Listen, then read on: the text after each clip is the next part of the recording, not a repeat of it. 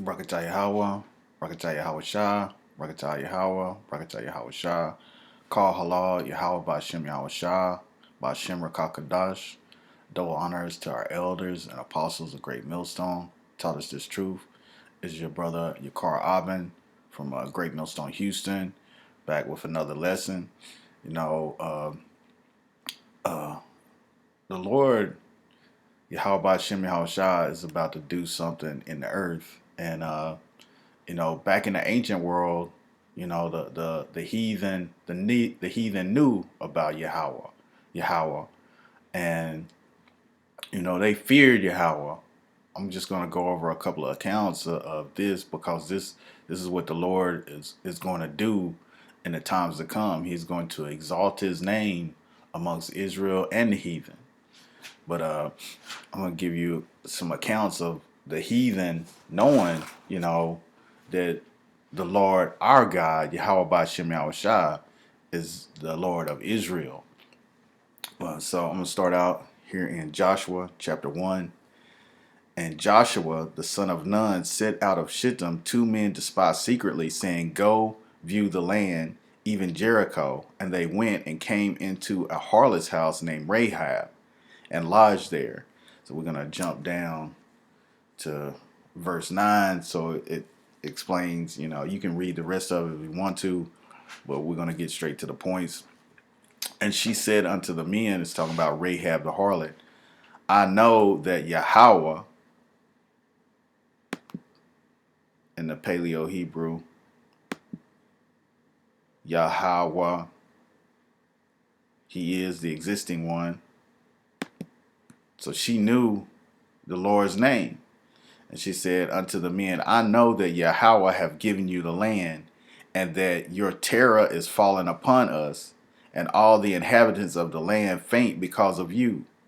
For we have heard how Yahweh dried up the water of the Red Sea for you when you came out of Egypt, and what ye did unto the 2 kings of the Amorites that were on the other side of the Jordan, Sihon and Og, whom ye utterly destroyed.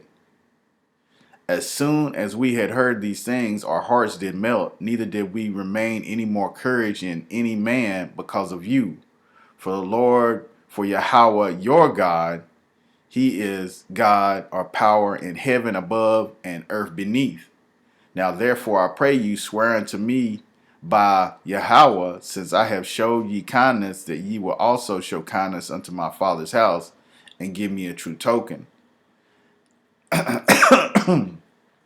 And that ye will save alive my father and my mother and my brother and my sisters and all that they have, delivered our lives from death. But yeah, that's basically it. So the heathen had heard about what Yahweh had done when we came out of Egypt. So the heathen knew. It was like, that's Israel. That's Israel, and they got a power. They got a power that's with them, and don't mess with them because hey, they power just destroying kingdoms left and right. We'll get another account of the heathen knowing about Israel, Israel's power, Yahweh Ba'Shem Yahweh Shah. Then is Judah 5:5. This one's kind of lengthy.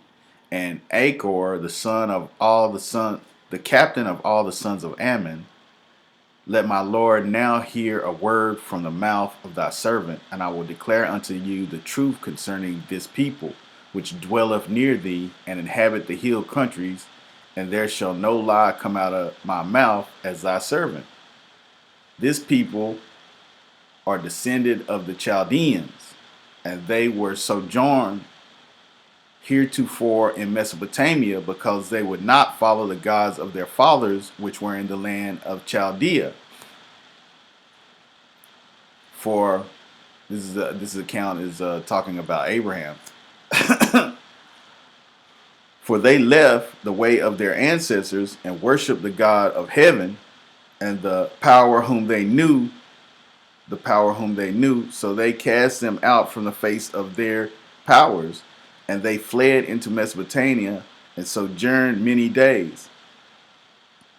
Then their power commanded them to depart from the place where they sojourned and go into the land of Canaan, where they dwelt and were increased with gold and silver and with very much cattle.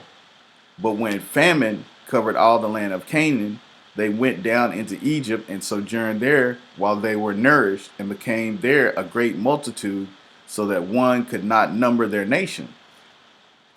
Therefore, the king of Egypt rose up against them and dealt subtly with them and brought them low with laboring in brick and made them slaves.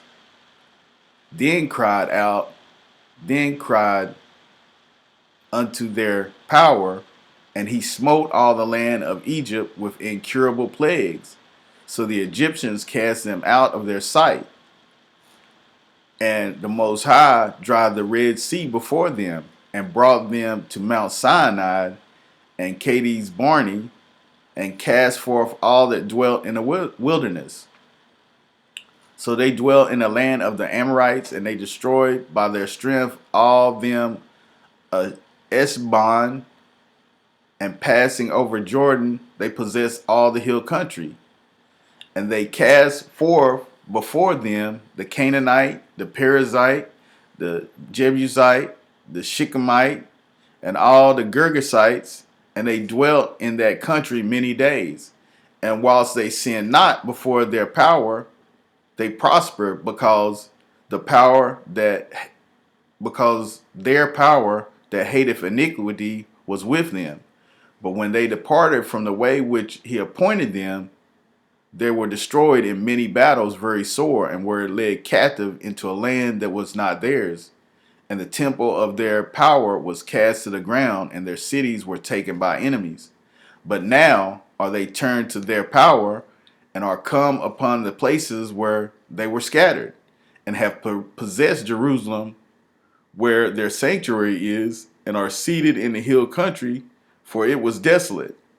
Now therefore, my Lord and Governor, if there be any error against this people, and they sin against their power, let us consider this shall be their ruin. But let us go up, and we shall overcome them.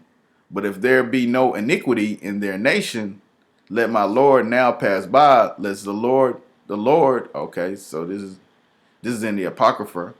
So I can't click on it to get the root, but that's capital Lord, which should be their Lord, Yahweh, defend them, and their God before them, and become a reproach before all the world. And when Ankar had finished these sayings, all the people standing round about the tent murmured, and the chief men of Holophanes and all that dwelt by the seaside in Moab spake that he should kill him.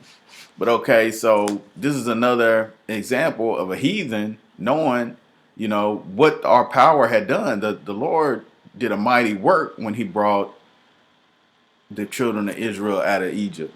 And then, through the desert for 40 years. But that's what the Lord is going to do in these times. This is everything that's going on now is building up so the Lord can show his name, so show his power in the earth. Let me get that. This is Ezekiel chapter 39 and verse 7. So I will make my holy name known in the midst of my people Israel, and I will not let them pollute my holy name anymore. And the heathen shall know that I am Yahweh, the Holy One in Israel. I mean, that right there is, hey, the Lord is going to make his name known. Yahweh by Hashem Yahweh Shai. He is the deliverer. I mean, the Lord is going to make his name known, and it's not going to be like there's going to be no doubt. This is the power of Israel. It's not going to be the power of all nations. No, this is the power of Israel. He's going to bring his people out of all nations. The holy seed is going to come up out of all nations, and and the heathen is going to see this. Let me get one more verse, and we're going to close it out. This is Psalms 46 and verse 8. Come, behold the works of Yahweh, what desolation he hath made in the earth. He maketh wars to cease unto the end of the earth. He breaketh the bow and cutteth the spear in sunder. He burneth the chariot in fire. These are all Esau's instruments of war. He said he's going to break them. No more wars, no more bows, no more spears, no more tanks, none of that bullshit. This is Psalms 46 and 10. Be still and know that I am the power. I will be exalted among the heathen. I will be exalted in the earth.